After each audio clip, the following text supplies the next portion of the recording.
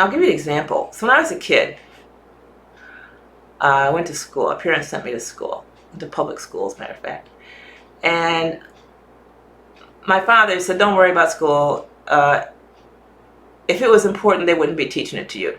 So don't pay much attention to that. But just go to school and be nice to the teacher. And yeah, that's it. I said, oh, okay, I can do that. And so the teacher taught this stuff, whatever it was she was teaching, was so convincing. I said, wow, it's really interesting. But I noticed, I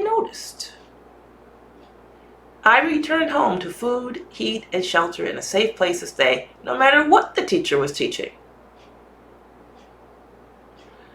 And I realized that what happened in school simply didn't matter. And what she was teaching did not in any way improve or detract from my quality of life. It was just irrelevant. And so I realized that this whole thing of the teacher teaching and me listening and writing this down and write that down, it's like learning dance moves.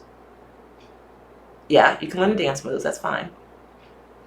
But it is not real. It's only real, a dance move is only real when you decide to dance to it. That's it.